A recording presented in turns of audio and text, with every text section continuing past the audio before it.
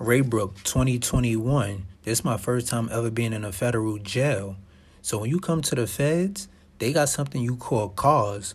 Cause is where you from and who you gonna be running with. So I'm from New York, so I'll be in a New York car. And if you from Jersey, you'll be in a Jersey car. If you from the South, you'll be in a South car. If you from Midwest, you'll be in a Midwest car. If you blood, you gonna be in a blood car or the gang car. Certain gangs, they run together, so that's gonna be your car. If you Mexican, you're gonna be with a Mexican gang or you're gonna be in a Mexican car. If you white, you're gonna be in a white car or in a white gang car. If you Muslim, you're gonna be in a Muslim car. I'm just giving y'all a rundown of what the car is. So the car is like a gang, cause wherever you from, these group of people is gonna protect you and you gonna protect them. So a lot of niggas know that they got niggas behind them, so they act tough, cause they got niggas behind them. And in the feds, you're not supposed to let none of your niggas get the one-on-one with another person in another car. Y'all could get the one-on-one amongst each other, but when it comes to another car, it ain't supposed to be no one-on-ones. But I'm a man, and I respect one-on-ones. So all these new rules was new to me. I wasn't used to running with a group of niggas or being in a car. So the New York car, anywhere in the feds, you never gonna have one person that dictate the car movement. Everybody agree on something, and the rep of the car, he go deliver the message to the rep of the other car if we got an issue with somebody in the other car. So depending on what jail you in, it might be a rep in every house, and then it's one rep for the whole jail. So everybody will come together and talk, whatever the issue is and whatever the resolvement is, the rep will go handle it, and we'll hold them down. So a couple days before I went to Raybrook, I was in MCC. I had got caught with a phone, so I was in a box. When I was in a box, they packed me up to go to Raybrook. So on my tag and my status, I was supposed to be in a box. So when I got to Raybrook, they put me in a box for the phone shot. So I wound up beating a ticket like 30 days later. So while I was in a box, I had got my paperwork. Now you need your paperwork to get clear. You can't do nothing without your paperwork. You're not supposed to buy drugs. You're not supposed to gamble. You're not supposed to get tattooed. You're not supposed to do nothing that could put the car in jeopardy until you clear. So my first day on the compound, I got my paperwork, so I get clear immediately. Normally, it take 30 to 45 days to get clear. Or whenever you get your paperwork, niggas clear you. So when I get out the box, they send me to a unit called Mohawk. So when I'm coming in the unit, the first person I see is a dude called Tiny Bum from Harlem. Now, I knew Bum for years, so he's standing at the door. We give each other a pound and a hug, and he holding me because we ain't see each other in years. So it was another nigga named Sin B from the Bronx. He Blazer. We was all on the island together, so Bum called Sin. So Sin didn't recognize me because the last time I seen him, I had waves and ice picks. Now I got a beard and a bald head. And I just came out the box, so I'm looking smoked out. So it took a couple seconds for Sin to recognize me. So Bum take me in a unit. He introduced me to all the New York niggas. He introduced me to a nigga named Skip. Now Skip was the first nigga in all my bids that ever told me, yo, whatever you need, my locker right there, you could go in it at any time. You don't gotta ask. If you hungry, go in there and get the food. Now me, I normally tell niggas that, and I normally look out for niggas like that. So this was the first person I ever did that. Now why it's so important to me? Because Skip ain't know me from a hole in the wall. He ain't know if I had money. He ain't know if I was fucked up. He ain't know nothing. He showed me love off the rip. 98% of niggas, they wait to see if you got something before they look out for you. Niggas don't want to give you nothing until they realize or know that you got something and you could give them something back. So from that first day, Skip became my brother, that became my eating partner and my smoking partner. So my son Ant Flock from the Bronx, YG homie, he was in the crib. My son Mooka from Brooklyn, he YG, he was in the crib. My son Tygoon, he was in another crib, but he wound up coming to the crib like a month later, but that's the YG homie too. My son Hove from Philly, he was in the crib. That's my son. Hove, a funny Philly nigga, B. We used to be telling jokes. We used to have a circle team. We used to all be in there snapping. It's a good group of niggas in this unit that I was fucking with. I can't name everybody because I'll be here all day. But let me get into the story. So when I get to Raybrook, it was still during COVID, and the jail was fake locked down. So the jail wasn't organized far as who had the jail as the rep and who was the rep in the units. So we was just each taking care of everything in our own units. So me, Mugga, Goon, Skip, and Bum, we fake ran a unit for the New York cars. Me, Mugga, and Goon, we was the youngest ones, so we was like the fake enforcers for any problem that was going on in a unit. And Flock, he wound up going to the box and wound up going to another unit. He's still in the same jail, but he not in a unit with us no more. So when I first got in a unit, Mugga was in a 4-man room with a nigga named Legend from Brooklyn, a nigga named T from Delaware, and a dude named Nice from Buffalo, New York. So all four of them been in his jail before me. This a couple months later, Bum is going home. So somebody got to go in Bum's cell because it's a New York cell and we need a New York person in the cell to hold it down. So we put in Legend in the cell. Now Bum was in the cell with a Philly nigga. Bum had a dude from Philly living with him, my son Rel. So Rel had to have a New York nigga in the cell with him so he won't think it's a Philly cell. So we put Legend in there. So when you go in anybody's cell or that's your first time being in a cell with somebody, y'all supposed to read each other paperwork to make sure each other is good. So you want to know who you're in a cell with. So we move Legend in a cell with Rel. So I'm in the yard now at this time when this is going on.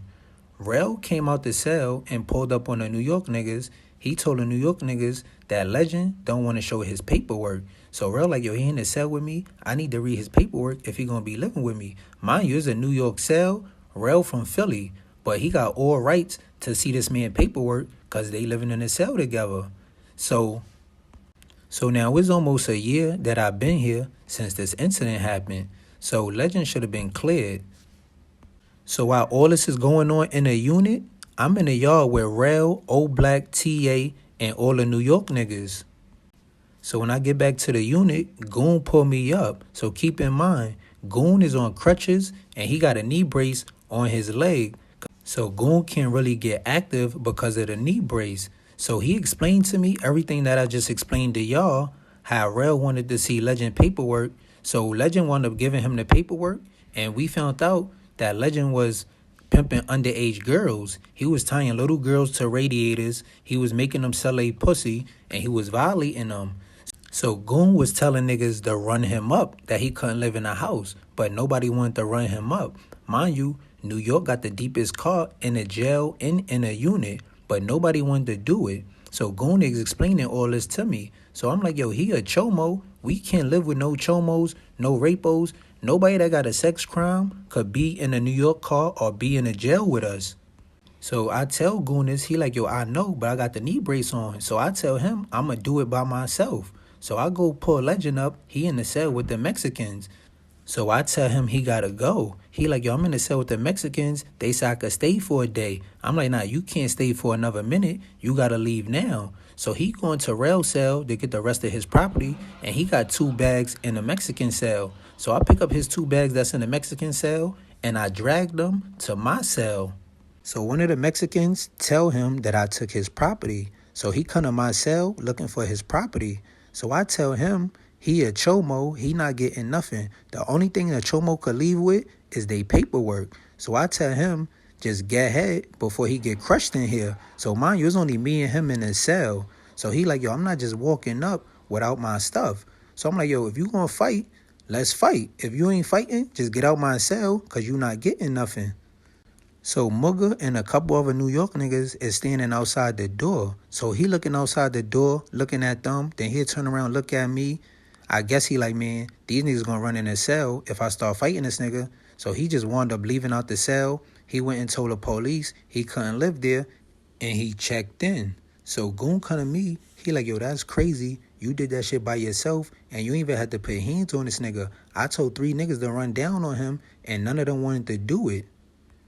Now, when you in a car, your car got real estate, far as cells, tables in the mess hall, tables at rec. Wherever you go, your car gonna have some real estate. So if you not in no car, you can't sit at no tables in the mess hall or at rec. So these is like jailhouse privileges that's afforded to you of being in a car. So when a car needs something, you supposed to go out your way to make sure the car is good. So if it's a nigga that's in the car that's not supposed to be there, you got to get him out of there. Now, niggas supposed to rotate. It ain't supposed to be one person or the same people always putting in work. But every time it was an issue in the house, me, Mugga, and Goon, well, we all took care of all the issues. It wasn't no rotating. It was all of us always going on all the missions. So it's a different day. We got a dude named Don Juan in the crib with us. He from Queens. We had another New York homie in there from East Harlem, my son G. So Don Juan and G is in the cell arguing. G gave Don Juan something you call an element. It's something that you fry with. You hook it up to the light switch or electricity, and it heat up so hot that it boil you the grease, and you could fry food in the grease. But you could also use it as a weapon. So Don Juan had an issue with one of the Jersey homies. So he went to G to get a weapon or a knife. G gave him the element. So when G put the element in Don Juan's hands, he asked him who he needed for. So Don Juan tell G he needed for Qua. So G grabbed the element because we fuck with Qua. So he like, nah, I can't give it to you. So Don Juan start punching G in the face. So as Don Juan punching G in the face, G is just holding on to the element. He not trying to let Don Juan get the element. So he taking all the shots, no diddy, to the face. So me and Mugga, we run upstairs to G's cell. Yo, G look crazy. It's blood everywhere. So mind you, it's almost locking time. They was locking our doors 5 minutes later. So we tell G to clean itself up, and we gonna deal with it in the morning. Another rule in the feds, you're not supposed to sneak your homie, and you really not supposed to fight. But if you is gonna fight, you're supposed to give him a fair fight. And you can't stab each other or use no weapons on each other. If that's your homie, you gotta give him a one-on-one without no weapons. So Don Juan just violated mad rules in this one incident.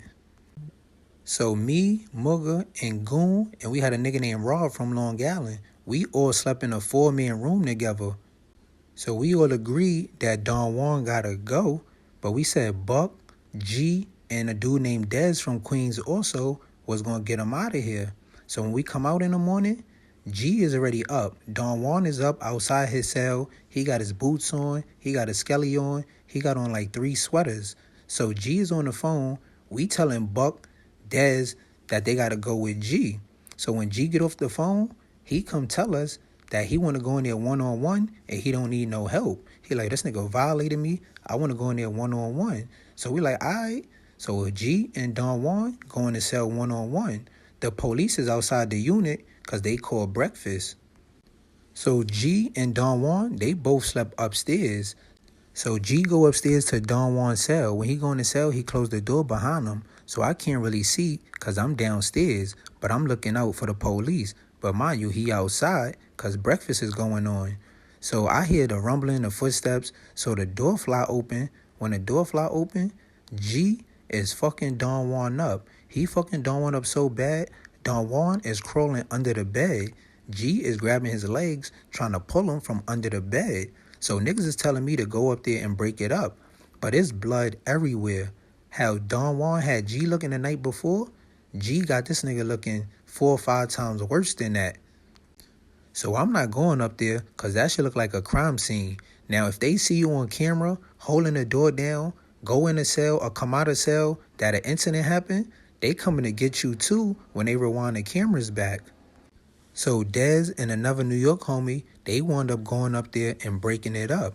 So Don Juan closed himself in the cell. He had to clean all the blood off the wall and the floor. So G was good. They both wound up staying in the crib. They both got the one on, and G had got his get back. So in our unit, we had a steady officer named Miss Tyler. Now, Miss Tyler, she hate all the deuce head people, all the people that smoke cigarettes, and anybody that's making liquor. She just walk around, and she got a nose for it. It's like she walk around, smell your cell, and she searching that cell. If she know you smoke deuce, she searching your cell every time she work. If she know you make liquor, she coming in there trying to find a batch. So when she working, niggas is trying to get the liquor out they cell. So it's 4 o'clock count. Don Juan had hid his liquor in the garbage, and a couple other people had their liquor in there. It was like 6 different batches in this garbage. So while we locked down, Miss Tyler is searching the unit too. So she wanted to find Don Juan liquor and everybody else liquor that was in there. So she shut the whole top tier down. She locked all their doors when she opened them. She let them come out and she locked the door behind them so they couldn't go in there and grab nothing. So she searched everybody's cell one by one on the top tier because she found this liquor. So mad niggas is mad because niggas lost all type of flats. Flats is stamps. Stamps is worth $10 if you got all 20 of them on a flat. You gotta have all 20 stamps to make a flat. Now this is the money in jail. You buy everything with stamps. Now while all this was going on, I did not know who the liquor belonged to that she found. I just knew she found some liquor and she was searching everybody's tier on the top tier. I didn't really care because we all slept on the bottom in the 4-man room. So I was sitting in a day room. I'm watching Ready for Love. Goon come get me like, yo, the Mexicans just pulled me up. They saying the reason she searched was because of Don Juan. So Goon like, yo, come with me to holler at him. Mind you, Goon leg is fucked up. He still got the knee brace on, but he moving around now. He walking on it. He don't got the crutches no more. He just still got the knee brace. So Goon like, yo, hold me down while I pull him up. So me, Goon, and Don Juan, we go to our room. Now, mind you, we don't got no lights in our room because somebody blew the power out. So like the first 4 cells don't got no power and it's just straight pitch black in there. So we standing in front of the cell.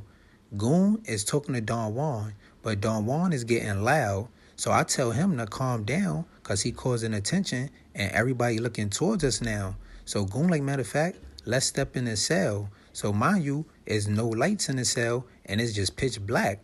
We could see each other's silhouette from the lights coming from out the window. So as we talking to him, we standing right by the door. He's in the cell because he walked in before us. Me and Goon is at the door. Now Mugga come in and he's standing right at the door and he closed the door behind him. So Goon is talking to Don Juan. He asking him, was that his liquor? So Don Juan like, yeah, that was my liquor, but other people had their liquor in there. So the Mexicans was mad because they lost all their flats and all of them lost their liquor. So they like, yo, holla at Don Juan. So Don Juan is saying, y'all can't just blame me because other niggas had their shit in there. But he talking mad loud and aggressive. So Goon like, yo, calm down because you talking crazy. So Don Juan like, I could talk how I want. Matter of fact, I don't want to talk to y'all niggas. So I'm like, yo, hold on. Why are you talking like that? He like, matter of fact, I don't want to talk. So Goon is like, yo, you sure that's what you want? So he like I said, I don't want to talk. So Goon asked him 3 times, like, yo, you sure you want these problems? So as Goon saying that, I'm lining him up. Mind you, we in the dark. He don't even see me, but Mugga is watching me because he right on the side of me. So with the 3rd time Goon say it, I just pop on the nigga. He tried to run out the cell. Mugga punch him and push him back in the cell and go out. So Mugga's on the outside of the cell holding the door. Me and Goon is in the cell drilling him. Yo, we punch this nigga so hard, he's screaming. But he like, yeah, we out of here. He trying to sound tough, but we punch this nigga so hard, that shit is hurting the nigga. So now he grabbed my legs. He got his arm wrapped around my leg. But Goon can't really see his face because his shirt is over his face and we in the dark. So Goon is asking me where his face is at. So I'm telling Goon his face is right by my legs. So Goon start punching the shit out of him. Mind you, his shirt is over his face, but Goon is drilling him. He holding my legs. So I'm trying to balance myself so I don't fall over. So Goon hit the nigga so hard, he let me go. He get up, try to run out the cell. So we chased the nigga out the cell, but he hit the door first. So when he hit the door flew open. So that caused everybody in the unit to look around. So me and Goon grab him at the same time, drag him back in the cell, and we start drilling him some more. So when the turtles finally get there, he run again and run out the cell. So Goon is on him. They outside the cell now, and Goon is drilling him. So all the police run into them. So I run out the cell, and I run to the homie B.I. cell, and I take my shirt off. So they take Goon and Don Juan to the box, and me and Mugga get away. So anytime there's an incident, they always rewind the camera. So me and Mugga thinking they coming back to get us, but they just wrote them up because they seen them 2 fighting. They ain't see us drilling him in the cell.